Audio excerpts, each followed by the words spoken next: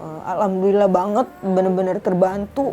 Zen yang gimana ya, dia kalau berangkat sekolah mereka kan nggak pernah yang namanya sarapan ya.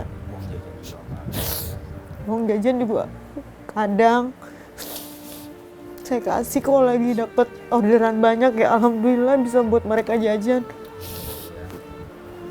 Dengan adanya MBG mereka jadi ya kalau di sekolah bisa makan, paling saya bawain dari rumah air minum untuk mereka minum biar ya. Saya berterima kasih banget buat Bapak Prabowo, buat pemerintah dengan adanya MBG ini benar-benar membantu untuk keluarga kecil saya. Karena saya juga kan ngurus mereka kan sendiri.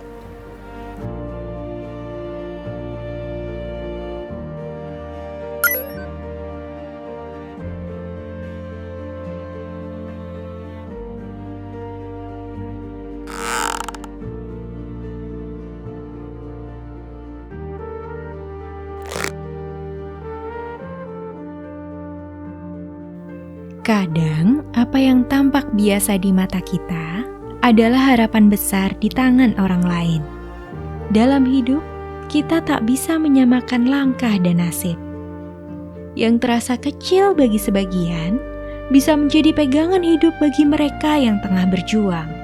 Begitu pula program makan bergizi gratis. Bagi banyak keluarga, ini bukan sekedar makan siang. Ini adalah nafas baru untuk terus melangkah.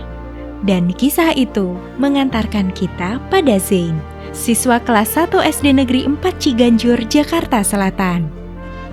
Ia adalah anak yang energik dan ceria. Ketika nampan MBG dibagikan di kelas, Zain rupanya menyisakan makanannya untuk dimakan di rumah. Di sela-sela obrolan ringan, ia bercerita ingin menjadi pemadam kebakaran kelak. Ya, itu adalah profesi yang mulia. Di sekolah, Ibu Titin, wali kelasnya, dan Zain berbagi cerita dengan kami. Dan inilah cerita yang mengantarkan kami ke kisah singkat satu hari bersamanya. Kisah yang akan mengingatkan kita bahwa tidak semua nasib berjalan sejajar.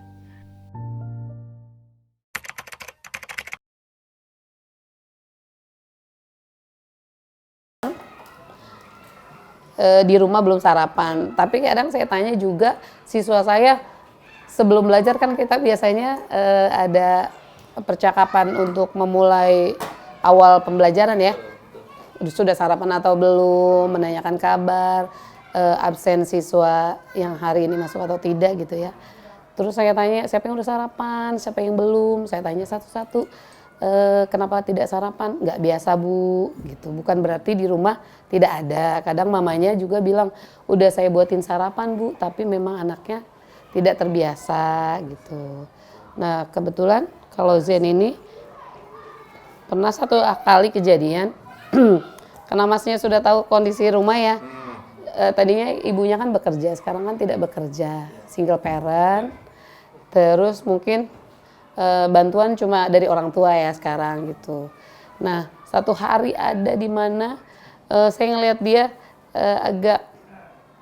dia selalu curhat sama saya kalau istirahat ya, selalu curhat. Bu aku dari sini sama mama misal kemana, hari itu agak sedih gitu dianya. Kenapa? Udah sarapan belum? Yang lain jajan ke kantin, kamu enggak. Aku nggak bawa sarapan. Emang kenapa? Di rumah nggak ada sarapan. Terus bawa uang jajan enggak? Tidak. Biasanya kalau gitu kita yang wali kelas atau gurunya yang ya udah ke kantin jajan sana. Itu paling awal-awal kelas kita pindah ya Zen ya. Dari awalnya di sana ya. Terus itu dia selalu makannya lahap gitu ya. Yes.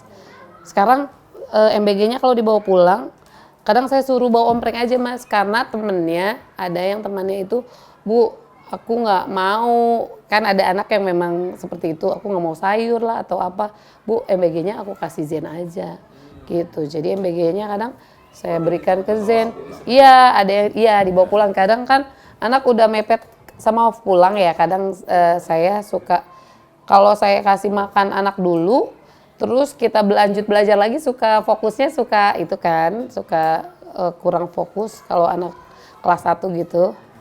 Jadi saya usahakan kita materi dulu selesai, setelah itu kita baru MBG dan lanjut pulang gitu. Ada yang makan di tempat sih, ada yang makan di tempat, ada juga yang membantu ya, membantu anak-anak yang memang di rumah mungkin memang ketika pulang ya tidak ada makanan yang disajikan gitu.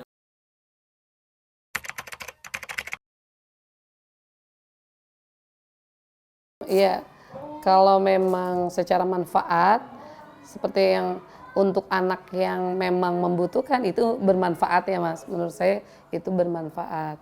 Mungkin untuk selanjutnya bisa dievaluasi lebih ya untuk kedepannya atau diperpanjang atau biar ada sama gitu ya, kesamaan menu dengan vendor yang lain gitu ya, bukan karena biar tepat sasaran aja gitu ya kan.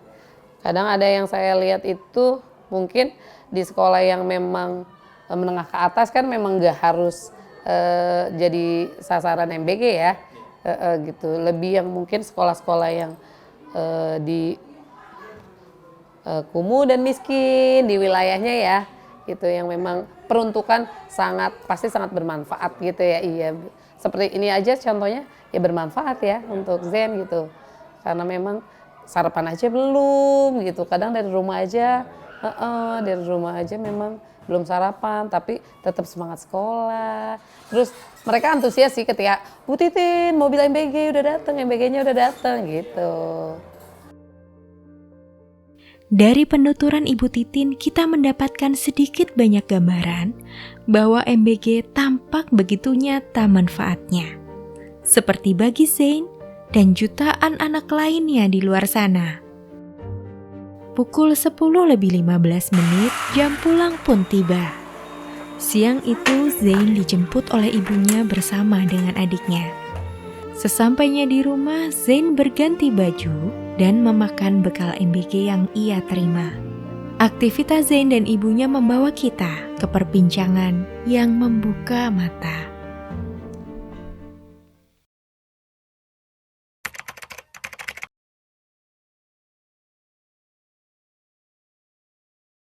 Intan, saya ibu dari 3 anak. Anak pertama saya Adam, yang kedua Zen, yang ketiga Gwen. Sehari-hari saya ojek online ya, ojek online. Kalau pagi ngantar sekolah Zen dulu, terus nanti ngurusin yang di rumah, ngurusin abangnya karena masuk siang. Terus nanti jam 10 jemput Zen, sekalian nganter abangnya. Baru setelah itu langsung kadang saya ngedrop Zen dulu di rumah, langsung narik ojek online. Kadang bisa sampai malam. Kadang ya kalau hujan ya pulang, karena kan saya bawa Gwen ya, Gwen ikut narik juga. Ya, Gwen itu umur 2 tahun 10 bulan. Kalau Zen 8, kalau abangnya yang pertama 10 tahun.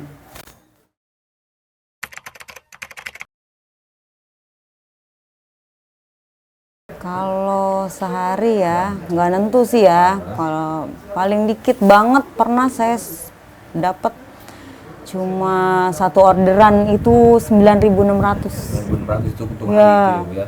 Kalau dibilang nggak cukup ya pasti nggak cukup. Apalagi ada anak yang kecil.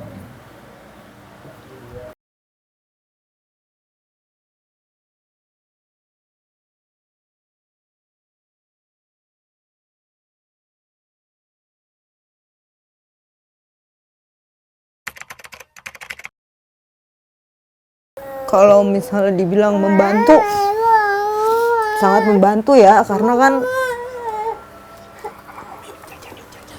karena kan emang saya juga sehari-harinya ya gitu ya, alhamdulillah banget, bener-bener terbantu. Zen yang gimana ya, dia kalau berangkat sekolah mereka kan nggak pernah yang namanya sarapan ya, uang jajan juga kadang saya kasih kalau lagi dapet orderan banyak ya, alhamdulillah bisa buat mereka jajan. Dengan adanya MBG mereka jadi ya kalau di sekolah bisa makan, paling saya bawain dari rumah air minum untuk mereka minum biar ya. Saya berterima kasih banget buat Bapak Prabowo, buat pemerintah dengan adanya MBG ini benar-benar membantu untuk keluarga kecil saya. Karena saya juga kan ngurus mereka kan sendiri.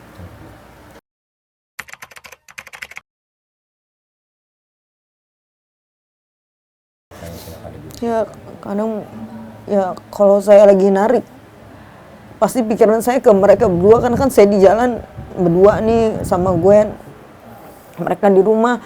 Paling kadang saya titipin ke warung, kalau mau jajan ya ambil dulu gitu, nanti saya pulang narik saya bayar gitu.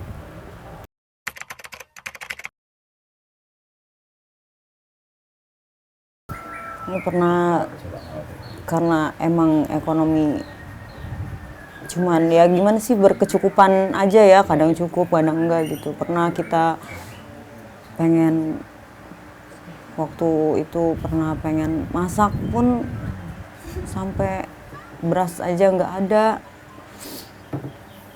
beras nggak ada. Terus minta suami juga waktu itu keadaan apa ya, kerjanya nggak jelas kan, serabutan. Sampai abangnya itu minta makan kan. Jangan apa-apa lanjut. Dia minta makan sampai aku bilang nanti ya, nanti ya gitu, tidur dulu. Dia bangun, aku masih belum punya apa-apa, aku bingung. Keadaan di situ belum ada motor kan. Dia bangun, aku bilang nanti ya, tidur dulu. Dia sampai tidur lagi.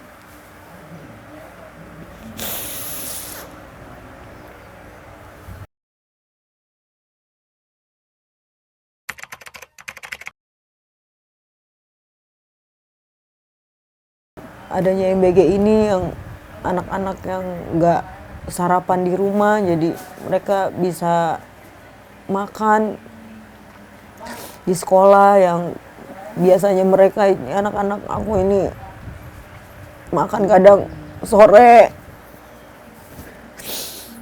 Jadi dengan adanya MBG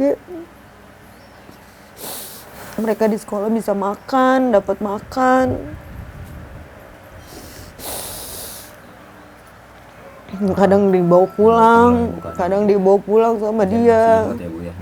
Dia makan bareng adenya, bareng abangnya, bareng saya, dia makan. Sangat-sangat membantu dengan adanya MBG itu, benar-benar untuk keluarga saya nih, benar-benar bermanfaat gitu. Bisa fokus ke yang lain karena makan kan dijain. Iya, karena dia kadang mau pulang, jadi bisa buat biaya-biaya yang lain, buat nabung dikit-dikit untuk beli buku mereka kan, beli buku, beli seragam.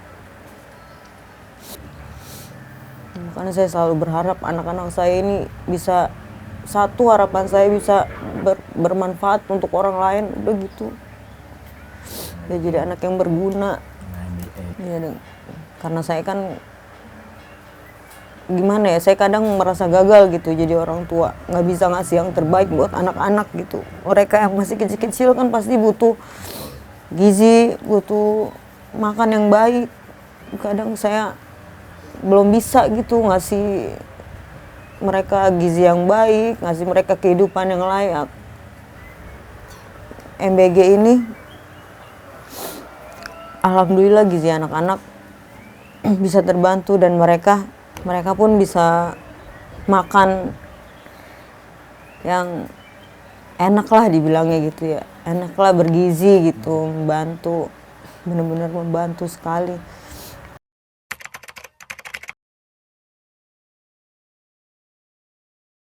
Dan saya berharap sekali program ini terus berlanjut ya, karena kan juga baik untuk masyarakat yang kelas seperti saya lah gitu, kelas ke bawah tuh benar-benar bermanfaat banget MBG ini.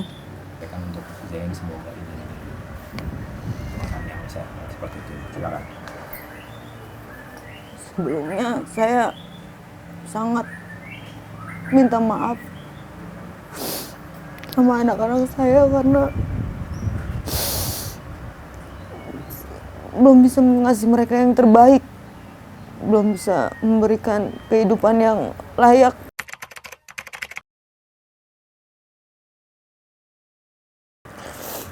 Makan yang benar. Kalau dapat MBG, makan yang benar, biar kenyang. Jadi anak pinter, nurut sama orang tua, bermanfaat buat orang lain. Jangan ngebantah kalau dibilangin. Ya, jadi anak pinter, angkat derajat orang tua, biar nggak dihina terus. Ya. Begitulah kisah singkat hari ini. Di balik hiruk-pikuk kehidupan, di balik setiap narasi pesimisme, kita hendaknya berkaca pada kisah Zain dan ibunya, bahwa sebuah pencapaian tidaklah harus sesuatu yang besar. Bahwa dalam hidup, kita tidak bisa menyamakan langkah dan nasib. Ada yang melihat sesuatu sebagai hal yang kecil, sementara bagi yang lain, itu adalah penopang hari esok.